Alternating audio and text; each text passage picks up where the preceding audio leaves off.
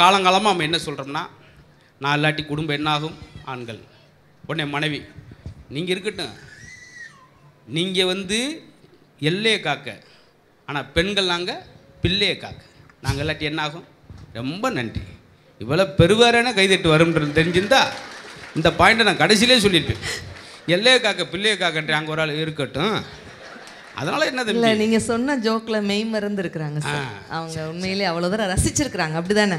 ரசித்து அவங்க மெய் மறந்து அடுத்ததுக்கு எப்படி வர்றதுன்னு நினச்சிட்டு இருக்கிறாங்க. நீங்கள் அடுத்த பாயிண்ட்டுக்கு எப்படி வருன்னு முழிச்சுக்கிட்டு இருக்கீங்கன்னு சொல்லுங்கள் சார். இப்போ உண்மையிலே நான் முதல்ல சொன்ன மாதிரி தான், ஒரு புத்தக திருவிழாவுக்கு ஆண்களை தாண்டி இத்தனை பெண்கள் வந்ததுக்கு உண்மையிலே ஆண்கள், நீங்கள் பெண்களுக்கு ஒரு கைத்தட்டல் கொடுங்க.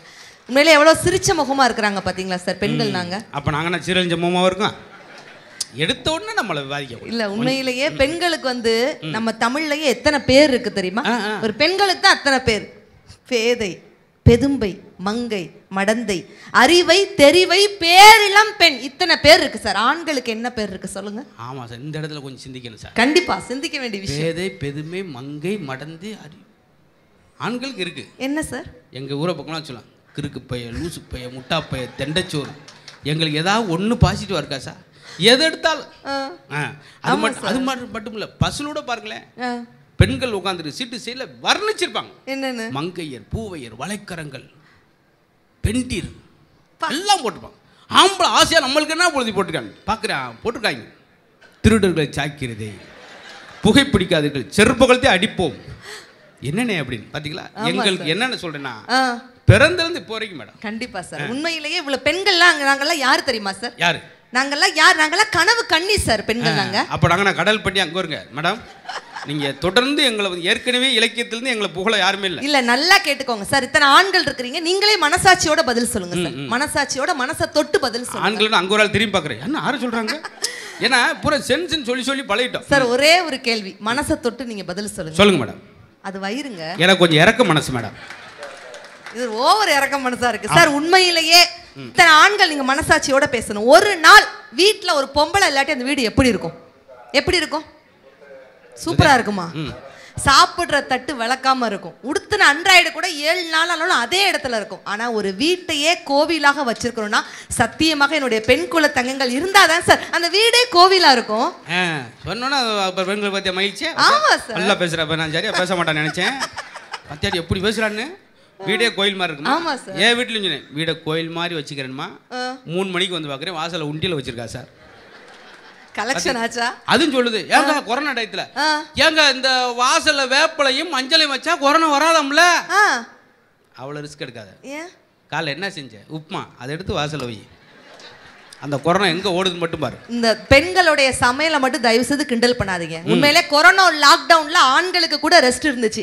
ஆனா அந்த டயத்திலயும் ரெஸ்ட் இல்லாத உழைத்தது என்னுடைய பெண்களாக மட்டும் தாங்க சார் இருக்க முடியும்.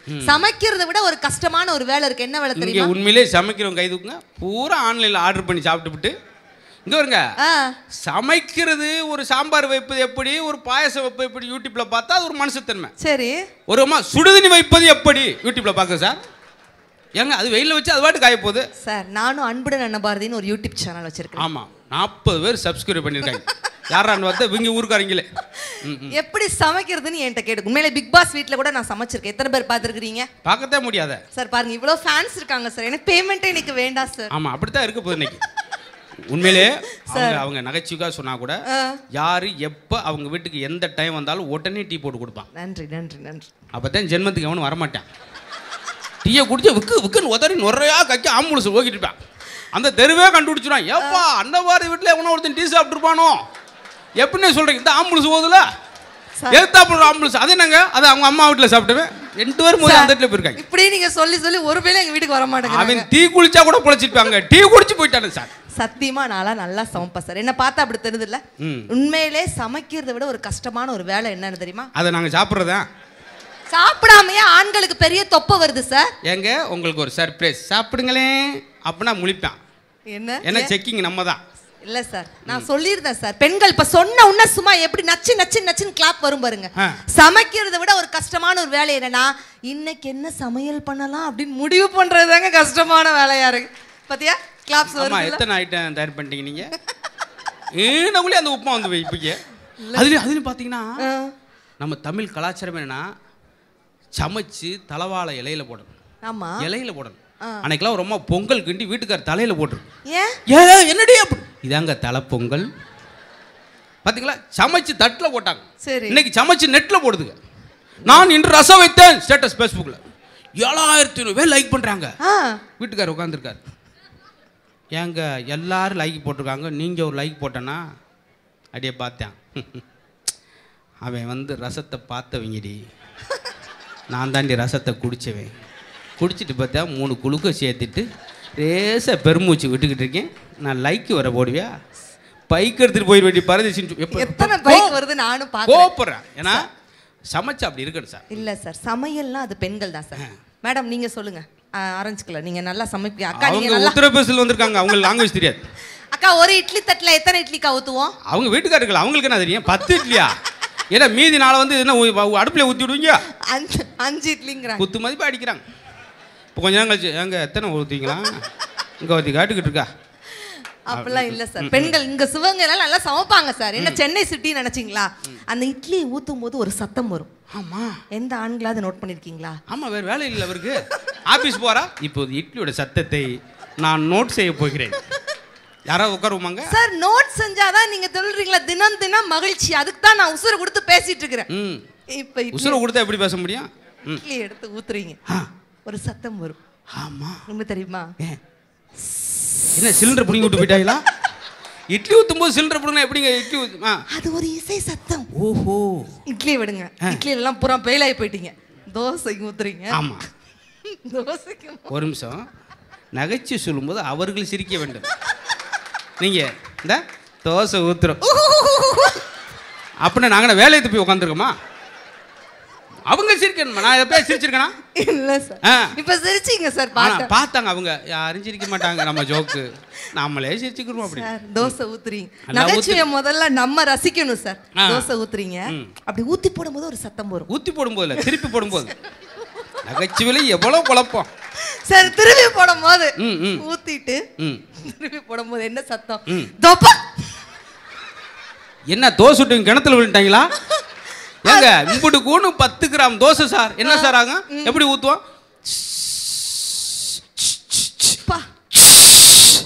நீங்க தான் ஜுடுவாரு போலயே மனுஷன். இதான தோசை வருது. இவங்க ஊர்ல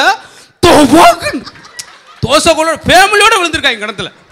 நல்லா வந்தம்மா இசை சத்தம் சார். ரசிக்கணும் சார். இசை சத்தம் சாப்பிட்றவனுக்கு சங்கு சத்தம். இங்க பாருங்க, எங்க வீட்ல ஒரு ஆள் பாக்குறாரு. வந்து 10 நிமிஷம் பேசியிருக்காங்க. 40 சங்கு சத்தம், 26 பெனால்டல், இப்படியா பேசுவாங்க சார். எங்க வீட்ல தினம் தினம் மகிழ்ச்சி சார். அன்னைக்கு நிகழ்ச்சி முடிச்சுட்டு வீட்டுக்கு போறேன்க்கா. எங்க வீட்டுக்கார இது கொஞ்சம் பயங்கரமான நகைச்சுவா இருக்கும் போல. விக்கல் எடுத்தார்.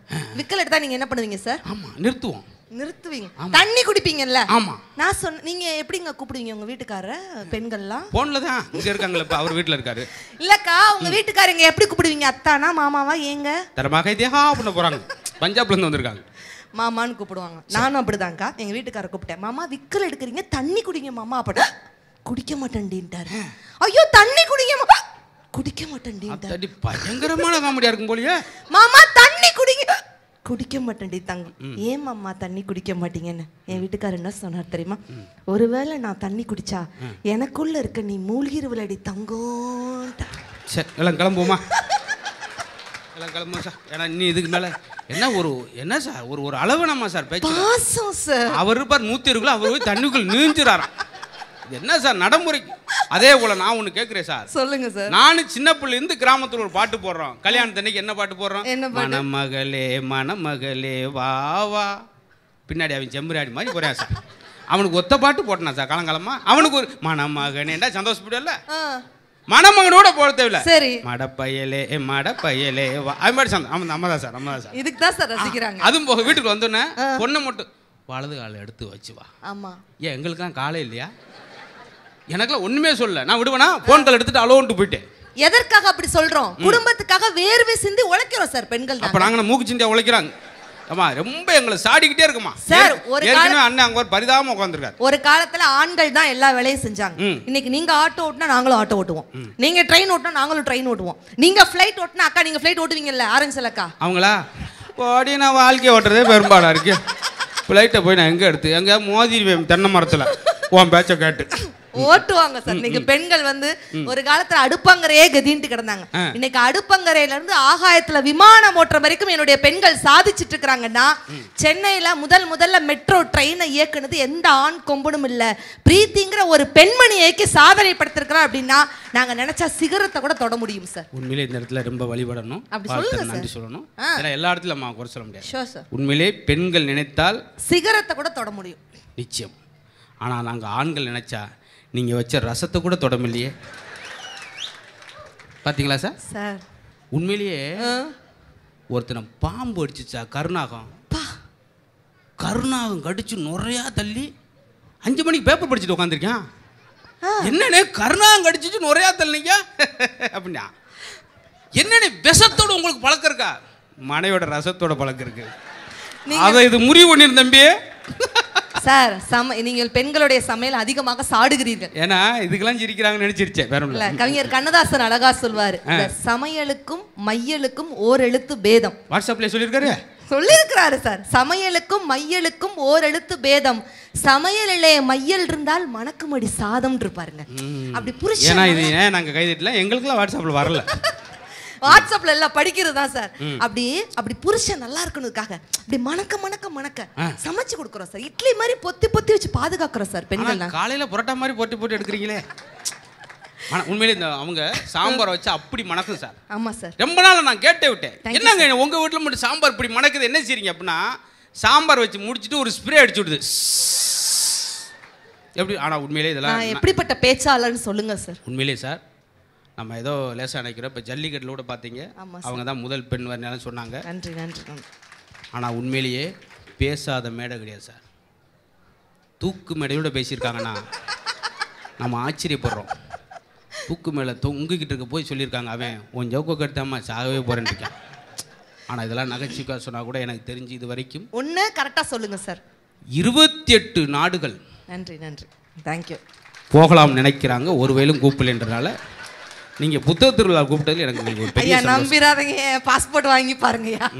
உண்மையிலேயே ரொம்ப அழகு. அதனால தான் கொஞ்சம் நகைச்சுவை சார்ந்த சில விஷயங்களை உங்களுக்காக கண்டிப்பாக நல்லா சிரிச்சிங்க சார். உங்க இல்லறத்துல வந்து ஒரே ஒரு விஷயம் தான், நாங்க எதுக்காக அந்த ஆண் பெண் சொல்றோம்னா, விட்டு கொடுத்து போகணும்னு பொதுவா சொல்லுவோம். இல்லம் எப்பொழுது சொர்க்கமாகும். கணவனை கடன் வாங்காமல் வைக்கும் மனைவியும், கணவனை கடன் வாங்காமல் வைக்கும் மனைவியும், மனைவியை கண்கலங்காமல் வைக்கும் கணவனும் கிடைச்சா நிச்சயமாக அந்த இல்லம் சொர்க்கம்ங்க. அதற்காக தான் ஒரு சின்னதா ஒரு பாராட்டு. அதனால தான் சொல்றாங்க, கணவன் மனைவிக்கு குழந்தை பிறக்கக்கூடாதான், கணவனே மனைவிக்கு குழந்தையாகும், மனைவியே கணவனுக்கு குழந்தையாகும். அப்படி இருந்தா தனியா அவரு என்ன, நீங்க குறைஞ்சது 7 நபராவது கை தட்டினா தான் அந்த முதல்ல தட்டுறவருக்கு ஒரு உந்துதல் கிடைக்கும். அவர் தட்டிட்டு திரும்பி பார்க்குறாரு, ஒரு வயலும் தட்டலன்னு சார் தேவையில்லாம நம்ம ஆரம்பிச்சு விட்டோமே, அந்த ஒரு ஏக்கம் வர அளவுக்கு நீங்க தயவுசெய்து பார்த்துக்கிறோம். அதான் ரொம்ப முக்கியம். சத்தியமா சார், பெண்கள் இல்லாட்டி ஒரு அணு அசையாது சார். சிலர் உங்களாலேயே அசைய முடியலையம்மா. அன்னைக்கு விருதுல பார்த்து பெரிய வெக்கக்கடா போச்சு சார். என்ன டூலர் எல்லாம் எப்படி ஓட்டி போவோம், மனைவி உட்கார வச்சு கோச்சிக்கிறாங்க. சாரி, இந்த மாதிரி நகைச்சுவைக்கு எப்படி சார் ஓட்டிட்டு அது மாதிரி இடஒதுக்கீடுலாம் நிறைய கொடுத்தாச்சு. இந்த மாதிரி தான் சந்தோஷமா இருக்கணும். இன்னொன்று தெளிவாக ஒரு விஷயத்தை சொல்லிடுறேன். கண்டிப்பா சார். எந்த கணவனை மனைவிக்கு பிடிக்கும் தெரியுமா? முக்கியமான இடம். காமம் வரும்போது கட்டி அணைக்கும் ஆணை விட கண்ணீர் வரும்போது தொட்டு துடைக்கும் ஆணைத்தான் எல்லா பெண்களுக்கும். விடுமா, நான் அறிக்கமா எவ்வளோ ஒரு விஷயம் நான் பார்த்துக்க, நீ எதுக்கு டென்ஷன் அப்படி சொல்லணும். ரேச நோய் வாய்ப்பட்டிருக்கப்ப அப்படின்னா, இருமா என்ன இருமலா, மாத்திரை வாங்கிட்டு வந்துடுவா, கொஞ்சம் சுடு தண்ணி வைக்குவோமா, சிறு தண்ணி கொடுக்குவா, பரவாயில்லைங்க நீங்கள் சொல்லும் போதே சரியாயிடுச்சு. இப்படி இருக்கணும் மென்மையா. இருமணுன்னா எங்க இரும அப்படித்தான் இருக்கேன். வயசான காலத்தில் போய் சேர வேண்டியானே, இந்த நேரத்தெல்லாம் முனியம்மா அப்படிதான் சொல்லிட்டான், நேற்று 4 மணிக்கு போச்சுட்டாங்கல்ல, அவ்வளோதாண்டி வாழ்க்கை அப்படின்னா அவள் செத்த ஒரு ஒன்றெல்லாம் இருக்கு. இப்படி ஆறுதல் வார்த்தை பேசுவான். இல்லை, இங்கே உண்மையிலே ஆண்கள் பெண்கள் நல்லா ரசிக்கிறாங்க, நல்ல குணமுள்ளவங்க சார். நான் உங்கள் அனுமதியோட பெண்கள் கிட்ட ஒரே ஒரு கொஸ்டின் கேட்கிறேன். திருமணமான பெண்கள் மட்டும் கை தூக்குங்கக்கா. உங்ககிட்ட ஒரே ஒரு கொஸ்டின் கேட்குறேன். இப்படி ஒரு திருமணத்தை நான் பார்த்தலைங்க. இந்த அந்த பாட்டிக்கு இன்னுமா கல்யாணம் ஆகல? ஏன் ஆச்சுன்னு சோகத்தில் உட்காந்துருக்கு. எனக்குலாம் ஆனதே தேவையில்லாது. ஆனா 2 மூக்குத்தி போட்டிருக்கு. அது என்ன நினைக்குது, நான் பேசினோன்னு அந்த மூக்குத்தி எனக்கு கழட்டி கொடுக்கறதுக்கு ரெடியா இருக்கு. கண்ணு வச்சிட்டியா, நாளைக்கே ஆனாமட்டு போகுது, உன்னை மண்ணை வரைச்சி ஊற்ற போகுது. நல்லா வந்து உண்மையிலேயே பாட்டியெல்லாம் உண்மையிலேயே பெருமைப்படாது சார். 90 எங்கள் பாட்டி அப்பத்தை இறக்கும்போது 124 வயசு. எதனால் கம்மா தண்ணி அள்ளி குடித்தாங்க சார். 90 வயசு இருந்திருக்கான் சார். நம்ம பிசிலர் வாட்டியை கங்காரு குட்டி மாதிரி தூக்கிட்டு போகிறோம். ஒரு வார்த்தை சொல்லுவார், முத்து உன் சாப்பாடில் எந்த அளவுக்கு ஆயில் அதிகமாக இருக்கோ எண்ணெய், அந்த அளவுக்கு உன் ஆயில் கம்மியாக போயிடும். வயசு ஆயில் குடிச்சுன்னா எப்படி வாழ்ந்துருக்காங்க பாருங்க. கண்டிப்பா. ஆனால் அவங்கள கிண்டல் பண்ணுறான். தாத்தன் கூப்பிடுவார், என்ன லட்சுமி வா கைத்துக்கட்டில் செத்த உட்கார், போதும் உன்ட்ட உட்காந்து தான் வீடே பள்ளிக்கூடம் மாதிரி ஆகிப்போச்சு. தவறு கிடையாது. இதற்கு மட்டும் உணர்ந்து கைத்தட்டல் கொடுக்கிறார். 16 குழந்தை பெருமையா பேசுவாரு. இங்க சிரிக்க கூடாது. 16 குழந்தையும் சுகப்பிரசவம். கிளவிட்ட கேளுங்க. என்ன பாட்டி தாத்தா பத்தி? ஆமா, உங்க தாத்தை மூஞ்சியும் மொகர கட்டையும் வத்தலா வாக்க போட்டு துப்பிட்டா. அவெல்லாம் ஒரு மனுஷனா? மொகரிலே முழிக்க மாட்டேன். உங்களுக்கு எத்தனை குழந்தை? எங்களுக்கு 16 குழந்தை. அப்படின்னு இருக்கட்டும். ரொம்ப அழகான சபையா இருந்தது. அடுத்து பட்டிமன்றம் இருப்பதனால் எங்க கேளுங்க. இல்லை, நான் பெண்கள்கிட்ட ஒரு கொஸ்டின் கேட்டுட்டு இருந்தேன் சார். அந்த ஆரோக்கியத்தை ஒரு விஷயம் சொன்னாங்க. என்னைக்கு மனுஷன் கேப்பக்குள் சாப்பிட்றத கேவலமாகவும் KFCயில் சாப்பிட்றத உட்காந்து பெருமையாகவும் நினைச்சோமோ அன்னைக்கே பாதி வைரஸ் நம்ம நடுவீட்டில் வந்து உட்கார்ந்துருச்சது தான் நிதர்சனமான ஒரு உண்மை. அப்படின்னா ஆரோக்கியத்திற்கு மீண்டும் நம்ம சிறுதானிய உணவுக்கு நம்ம திரும்பணும்னு ஒரு விஷயத்த சொல்லிட்டு பெண்கள்கிட்ட ஒரே ஒரு கொஸ்டின் சார். திருமணமான பெண்கள்கிட்ட மேடம் கேட்கட்டுமா? கல்யாணம் முடிஞ்சு இத்தனை வருஷத்தில் இப்போ வரைக்கும், இந்த செகண்ட் வரைக்கும், இந்த நொடி வரைக்கும் டெய்லி நைட்டு தூங்கும்போது என் வீட்டுக்கார் காலை பிடிச்சி நான் அம்மிக்கிட்டு தான் தூங்குவேன்னு சொல்லக்கூடிய பெண்கள் இருந்தால் கை தூக்குங்க பார்க்கலாம். ஒரே ஒரு அம்மா தூக்கியிருக்கா. என்ன அர்த்தம்? காது வைக்காருன்னு அர்த்தம்.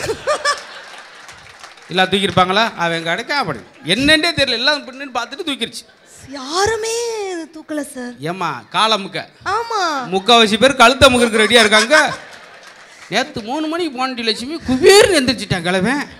இப்படித்தான் இருக்கு. அந்த பாட்டி கூட காலம் முக்க மாட்டாங்களா சார்? ஆமா, உண்மையிலே கஷ்டமா. ஆனா பெண்களே அவங்க எந்திரிச்சு நடக்கிறதே பெரிய விஷயம். அவங்க ஆமா காலம் முக்கணும்னு சொல்லி அவர் மூச்சு அமிக்கிட்டு இருப்பாங்க. எங்க மூக்குல கை வைக்காது. ஆனா உங்களுக்கு ஒரே ஒரு டிப்ஸ். நான் வந்ததுக்கு அன்னபாரதி வந்ததுக்கு ஒரு விஷயத்த சொல்லிட்டு போறேன். பெண்களே, நீங்க மிகப்பெரிய கோடீஸ்வரி ஆகணும்னா இன்னைக்கே போங்க, உங்க புருஷன் காலை அமுக்குங்க, ஒரே நாள்ல கோடீஸ்வரி ஆகுங்க. எப்படி? ஆமா சார். அங்க ஒரு அம்மா காதை தீட்டிட்டு அப்படியா சொல்லுமா? நான் படிச்ச செய்தியை சொல்றேன். ஆண்களுடைய இந்த கணுக்காலுக்கு கீழே சனி வாசம் செய்யும் பகுதி, பெண்களுடைய இந்த முழங்கைக்கு கீழே சுக்கிரன் வாசம் செய்யும் பகுதி.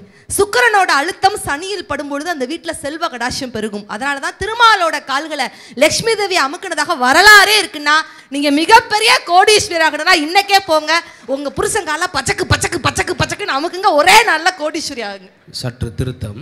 என்ன சார்? காலை அமுக்குங்க, ஒன்றும் தப்பு இல்லை, யாரும் குறை சொல்ல போடல. இந்த லட்சுமி வர்றது ஒரு வாரமோ ஒரு 20 நாள் கழித்து வரட்டும். காலைல 6:45 வரணும்னு சொல்லி வெறி உண்டு அவர் கால் அமுக்கி 45 புண்ணாக்கி ஆனக்கால் வியாதி மாதிரி ஆக்கிறாங்க. எனக்கு போன் அடிப்பார், நேற்று ஆடுறா காமெடி பண்ண வந்தவங்க, ஐயா நான் தான், நீ தான் அந்த குதிரை முத்துன்றவனா? ஏண்டா வந்தால் நகைச்சுவை சொல்லிட்டு போங்கடா, காலமுக்கு ஐயமுக்குன்னு மரியாதை 50,000 ரூபா ஜிபேயில் போட்டு விடு. அப்படி 50,000? அம்மா கால் வீம்பி கிடைக்க அப்படி கொஞ்சம் என்ன அம்மிக்கிட்டு பரா லட்சுமி வரான்னு வர்றாமா உள்ள வர சொல்லு, எடுத்து விட்டு அவளை அங்கிட்டு போக சொல்கிறா. அப்படி சார் கொஞ்சம் கொஞ்சமாக வாங்க சார். உண்மையில ஒரு நல்ல ஒரு விஷயம் உண்மையை கட்டுறேன். இந்த ஒற்றுமைனா நல்ல இடத்துல கூட்டிகிட்டு. நான் ஏற்கனவே சொன்னேன், இது நூலகம் அல்ல கோயில் அப்படின்னு சொன்னேன். வாசிக்க வாசிக்க ஒரு மனிதனுடைய வேகம் எவ்வளவுன்னு சொன்னேன். குழந்தைகளுக்கு சொல்லிக் கொடுக்க, குழந்தையோடு வந்தால் கூடுதல் சிறப்பு. இந்த மாதிரி ஒரு விடுமுறை நாட்களில் இப்படி ஒரு புத்தக திருவிழா ஆரம்பிச்சிருக்கு.